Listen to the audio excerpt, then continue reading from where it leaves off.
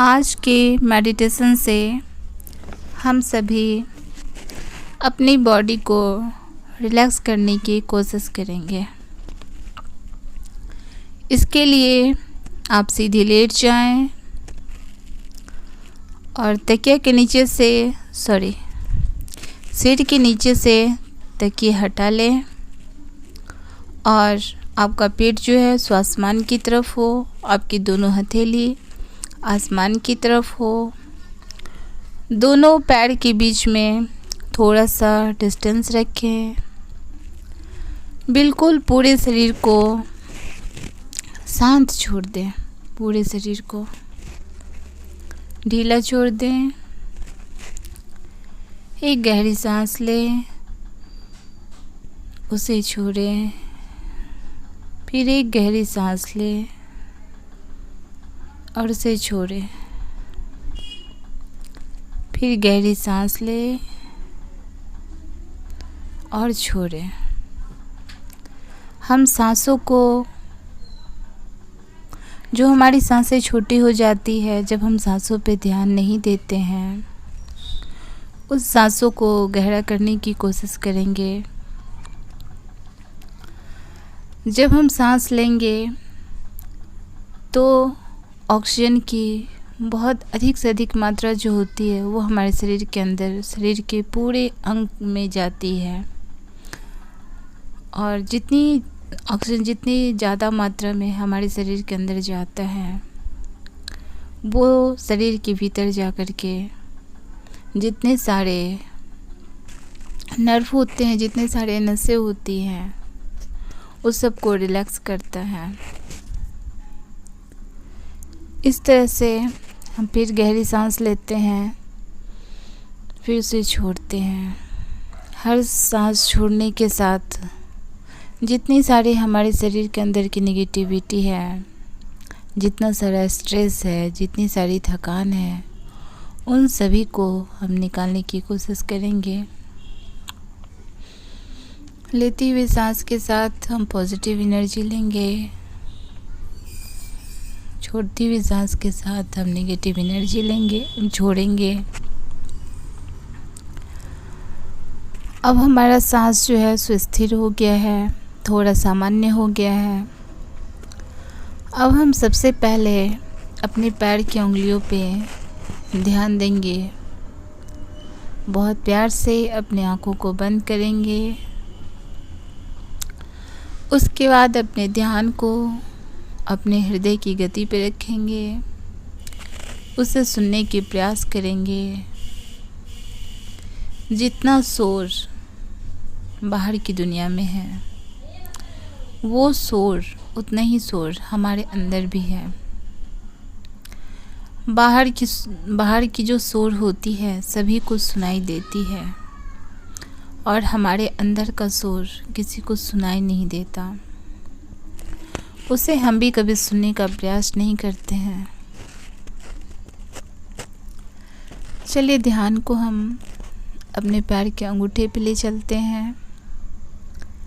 पैर के अंगूठे को थोड़ा सा हिलाएं, फिर उसे छोड़ दें। उससे थोड़ा सा ऊपर आते हैं, पैर के पास पैर को ज़रा सा हिलाएं और उसे वापस छोड़ दें।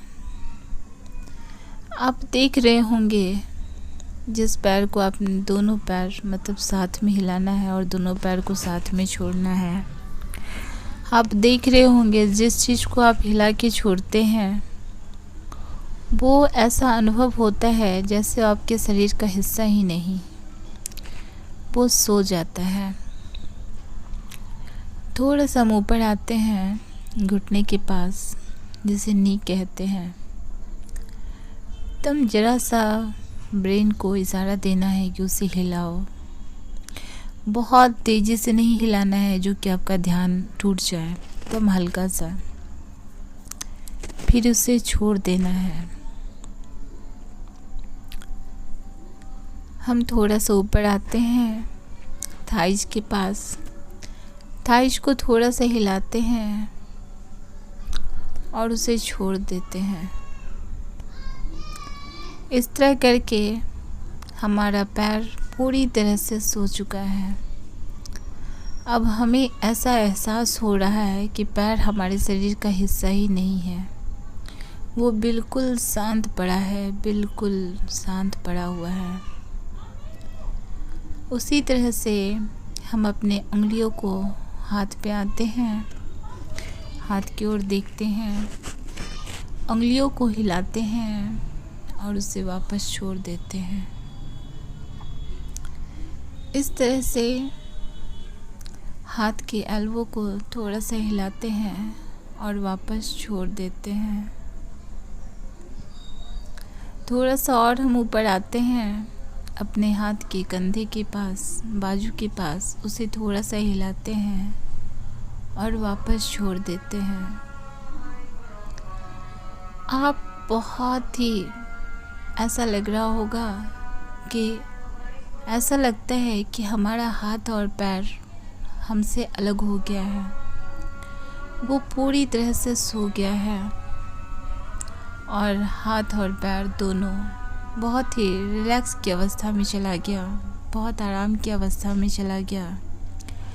एक तरह से वो सो जाना कहते हैं, जब सो जाते हैं तो हमें कुछ भी याद नहीं रहता, उस अवस्था में चला गया।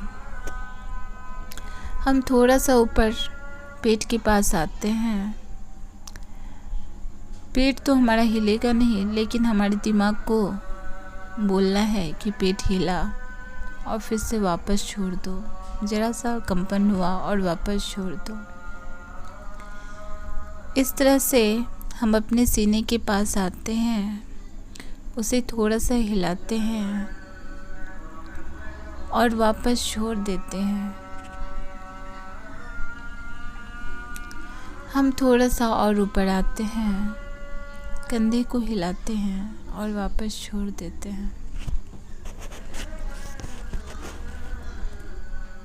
अब हमारा पूरा शरीर का जो पार्ट है, हमारी बॉडी जो है, वो पूरी तरह से सो चुकी है, लेकिन हमारा कान और दिमाग जो है सो अभी भी जगा हुआ है।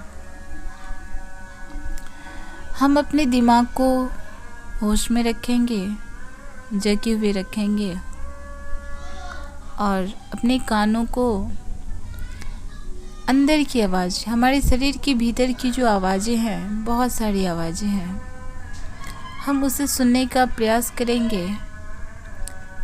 हमेशा कान जो है वो दिल की धड़कन जो होती है, उसमें जो आवाज़ होता है, जब आप उस पर ध्यान कंसंट्रेट करते हैं तो आपको आवाज़ बहुत तेज़ी से सुनाई देगी, ज़्यादा ज़ोर से।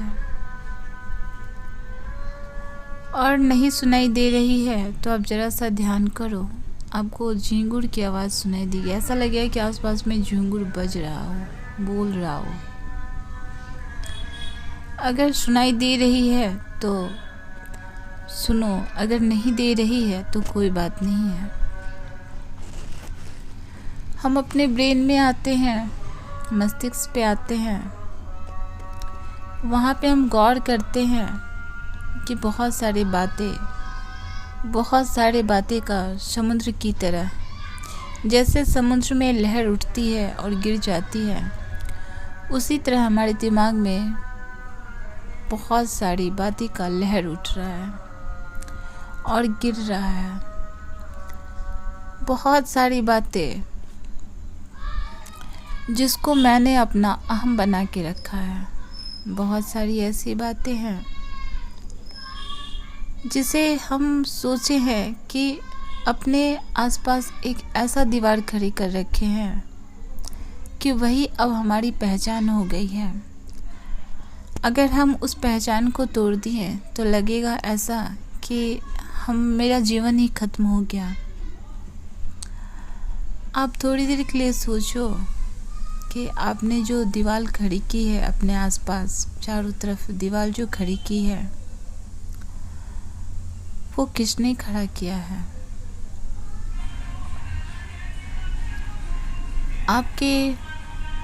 आपकी बुद्धि ने उसे खड़ा किया। आप कहते हो वो आपका है। आप एक इंसान हो, सबसे पहले आप एक इंसान हो, और इंसान होने से पहले आप एक आत्मा हो।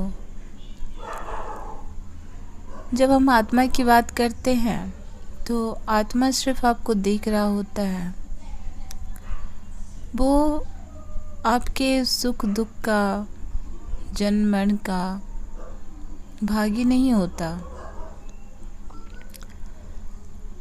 आप थोड़ी देर के लिए सोचो कि जो आप कर रहे हो वो कौन करवा रहा है। जो भी आप कर रहे हो या जो सोच रहे हो वो कौन सोच रहा है। फिर जो आपसे काम करवाता है वो कौन करवा रहा है।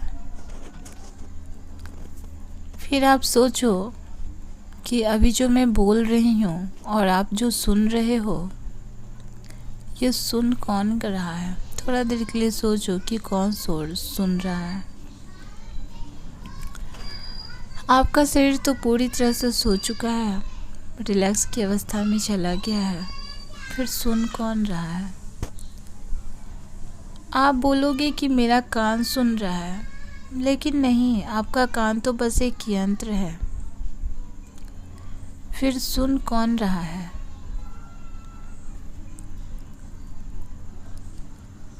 आप मान के चलो,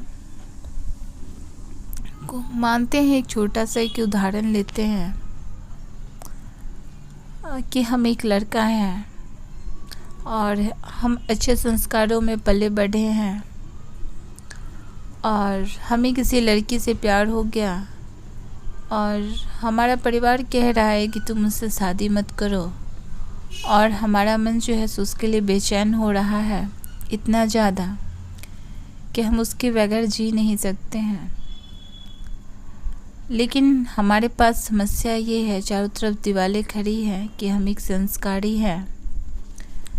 हम जिससे हम शादी सोच रहे हैं उसके साथ हमारी शादी नहीं हो सकती है। परिवारों की दीवारें हैं, समाज का दीवार है, बहुत सारी दीवारें हैं जो हमारे चारों ओर खड़ी हैं। चलो हम इसी तरह से एक दूसरा उदाहरण लेते हैं कि आप कहीं जॉब कर रहे हो और आपके बॉस ने आपको पैसा नहीं दिया, जितना आप काम किए वो आपको पैसा नहीं दिया, और आपको घर आना है और पूरी फैमिली को चलाना है, तो इसके लिए आपको पैसा चाहिए। बिना पैसा के आप घर जा नहीं सकते हो, किस मुंह से जाओगे। तो यहाँ पे प्रतिष्ठा का सवाल हो जाता है आपका। तो आप ये सोचो कि वो जो प्रतिष्ठा की दीवारें हैं वो खड़ी कौन किया है। आपकी खुद की सोच उस परिस्थिति की दीवार को खड़ी की है। चाहे परिस्थिति कोई भी हो, लड़का लड़की का हो, फैमिली का हो, बच्चों की जिद का हो, या किसी भी तरह की परेशानी का हो, जब आप सोचोगे तो उस दीवार से ऊपर उठ के सोचो। इसलिए अगर आप एक शुद्ध आत्मा हो तो आप सुख दुख से ऊपर हो। ये सोच ही हमारे दुख का कारण है। अगर हम सोचना छोड़ दें तो हमें दुख और सुख का आभास ही नहीं होगा। आप कहोगे अगर हम सोचेंगे नहीं तो हम काम कैसे करेंगे। कुछ चीज़ जो होता है वो हमें करना होता है, जो हमारा कर्म होता है। हमें हमेशा कहा जाता है कि आप अच्छे कर्म करो और उस फल की आप चिंता मत करो, इसलिए फल देने वाले जो हैं वो भगवान होते हैं। कल क्या होगा किसी ने नहीं सोचा, लेकिन आज जो है, अभी जो है, वो आपके हाथ में है। तो क्यों ना उस आज को, उस अब को अच्छा बनाएं। अगर आज को और अब को आप अच्छा नहीं बनाते हो तो भविष्य तो ये तो है ना कि भविष्य तो खराब होना ही होना है। इसके लिए हम अपने आज को अच्छा बनाते हैं। अगर हम अपने आज को अच्छा बना ले तो हमारा ये तो कन्फर्म है कि हमारा भविष्य भी अच्छा होगा। इसलिए आज से ध्यान के माध्यम से हमारे दिमाग में जितनी भी सारी दीवारें हैं उस सारी दीवारों को हम ख़त्म करते हैं, उस सारी दीवारों को हम तोड़ते हैं। हमारा प्रतिष्ठा तब होगा ना जब हम रहेंगे। हमारा प्रतिष्ठा क्या हमारे बच्चों से बड़ा है? मेरा प्रतिष्ठा क्या मेरे परिवार के सुख से बड़ा है? अगर मेरी मानो तो हम उस प्रतिष्ठा को बार बार अपमान सहने को तैयार रहेंगे जिसमें कि हमारा परिवार खुश रहे। अगर हमारे अपमान सहने से समाज में खुशी मिलती है तो उस अपमान को भी हम सह लेंगे। बहुत सारे साधु संत का हम उदाहरण लेते हैं, बहुत सारे जो वीर गति को प्राप्त हुए हैं उनका उदाहरण लेते हैं। हमारे साधु संत इतने दुख सहते हैं मानव धर्म की रक्षा के लिए। इतने सारे वीर कुर्बान होते हैं, बलिदान देते हैं हमारे समाज के लिए। अगर कोई सुसाइड कर लेता है तो उसे कायर का नाम दिया जाता है। तो इसका सीधा मतलब है कि अगर हम खुद के लिए कुछ करते हैं तो वो कायरता होती है, लेकिन वही काम हम उस समाज की भलाई के लिए करते हैं, उस परिवार के लिए भलाई के लिए करते हैं। हम सभी एक सामाजिक प्राणी हैं और हम सभी समाज का हिस्सा हैं और हमसे समाज है। हम सभी समाज का निर्माण करते हैं। अगर हम सभी अपनी प्रेजेंट को ठीक कर लें तो हम सबका भविष्य अपने आप ठीक हो जाएगा। आज हम ध्यान के माध्यम से जितनी भी तरह की हमने दीवारें बना रखी है सोच की, उन सबको ख़त्म करते हैं और आज से एक नए जीवन की शुरुआत करते हैं। ये सोच के ना तो हम कल थे ना तो कल होंगे, हम आज हैं और अभी है। जिस पल हम जी रहे हैं उस पल को हम खुशियों से भर दें, वो पल हमारा है। वो पल हम अपने परिवार के लिए, समाज के लिए, अपने आप के लिए जी लें, वो पल हमारा है। उस पल में हम बहुत सारी खुशियाँ, जितनी सारी खुशियाँ हैं वो सारी खुशियाँ जी लें, दे दें, इसलिए कि वो पल आपका है, आपके हाथ का है। कल किसी का नहीं है, तो जब कल भी आता है और कल का जो पल होता है तो उस पल को भी आप खुशी से जिए। दिमाग में किसी भी तरह की बातें जो आपको परेशान कर रही है उसको कभी भी मत लाइए, कभी भी मत लाइए। वही आपके दुख और तकलीफ़ का कारण है और हमारा तकलीफ़ बाहर से नहीं आता, हमारा तकलीफ़ हमारे अंदर से आता है। अगर हमें ज़िंदगी जीना ही है, हम रो के भी जिएंगे और हंस के भी जिएंगे, तो हम हंस के ही क्यों ना जिए।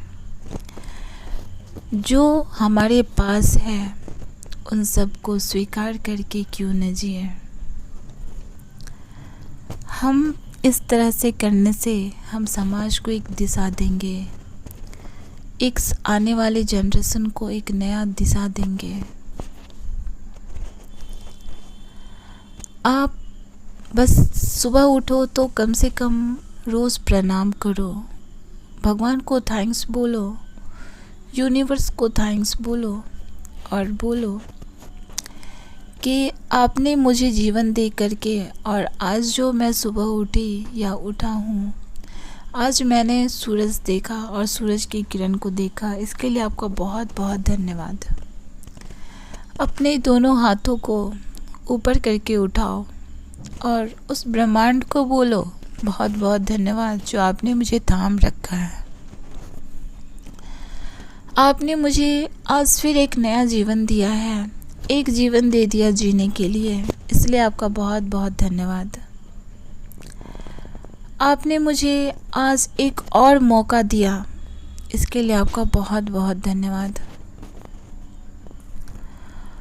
आप इस तरह करके अपनी ज़िंदगी की शुरुआत करो और ये सोचो कि आज क्या अच्छा करें, ऐसा क्या अच्छा सोचें जो हमारे मन को खुशी मिले, जिससे कि हम खुशियाँ बांट सकें। ये सोचो। जब आप खुशी की ओर सोच जाओगे, जब आप पॉजिटिव की तरफ बढ़ोगे, नेगेटिव अपने आप आपके दिमाग से, आपके जीवन से, आपके संसार से चली जाएगी। आपके संसार से जाने का ये मतलब नहीं होता है कि पूरी संसार आपका है, पूरी संसार में आप हो। आपका जो संसार है, जितना संसार आप जीते हो वो आपका संसार है। मैं थोड़ा सा आपको उदाहरण देती हूँ। वट वृक्ष जितना वो ऊपर ज़मीन के ऊपर होता है, उतने ही जड़ें उसकी ज़मीन के नीचे होती है और उतनी मजबूती से पकड़ के रखता है। बरगद के वृक्ष को कितनी हवाएं आ जाएं, कितनी तूफान आ जाए, पानी आ जाए, कितने भी संकट आ जाए, वो आसानी से हिलता भी नहीं है। उखाड़ के कोई उसे कैसे फेंकेगा। उसी तरह हमारा जीवन एक बरगद की तरह होना चाहिए। जितना हम संसार के बाहर हैं, उतने ही हम संसार के अंदर भी हैं। लेकिन हमें संसार के अंदर कितने हैं, हम अपने जीवन के अंदर कितने हैं, हमें नहीं पता। हमें वही पता करना है ध्यान के माध्यम से कि हम अपने जीवन के अंदर कितनी गहराई से हैं। अगर जीवन के अंदर भी आपकी उतनी पकड़ होगी तो आपको कोई हिला नहीं सकता। आपको अपने मकसद पूरा करने से कोई डाइवर्ट नहीं कर सकता। आप ज़िंदगी नई जोश के साथ शुरू करोगे। आप ज़िंदगी एक नए जीवन के साथ शुरू करोगे। एक नया सूरज आपका इंतज़ार कर रहा होगा। जब आप स्ट्रेस में हो तो ये एक एनर्जी फॉर्म में होती है। हम एक एनर्जी फॉर्म में हैं, बिल्कुल। हम एक मेटल के बने होते हैं और हमारे बॉडी के अंदर पूरा एनर्जी काम कर रही होती है, या तो पॉजिटिव या तो नेगेटिव। हम पॉजिटिव एनर्जी भी बांटते हैं और नेगेटिव भी बांटते हैं। जब कभी हम गुस्सा होते हैं तो अनायासे बिना मतलब का अपने बच्चों को, अपनी फैमिली को डांट देते हैं और वो गुस्सा कहीं और चला जाता है। बच्चे भी गुस्सा होकर कुछ और कर बैठते हैं। मतलब नेगेटिव एनर्जी इतनी तेज़ी से फैलती है, बहुत ही तेज़ी से फैलती है, और पॉजिटिव एनर्जी उतनी तेज़ी से फैलती नहीं है, बहुत कम फैलती है। लेकिन पॉजिटिव एनर्जी बहुत कम फैलती है और बहुत ही सुंदर एहसास दिलाती है। अगर आप अपने जीवन को चेंज करते हो, यकीन मानो 110% आपके परिवार में इतना चेंजिंग देखने को मिलेगा, इतना प्यार देखने को मिलेगा, ऐसा लगेगा मानो स्वर्ग आपके घर में उतर के आया है। अगर आप खुश रहोगे तो लक्ष्मी खुद घर चल के आएगी। अगर आप खुश रहोगे तो आपकी पूरी फैमिली खुश होगी। आप ये सारी बातें आज सोचना कि आज के मेडिटेशन में जितनी सारी नेगेटिव एनर्जी है मुझे ख़त्म किए और पूरे शरीर को हम रिलैक्स दिए हैं, माइंड को रिलैक्स दिए हैं। इसके साथ हम ख़त्म करते हैं। राधे।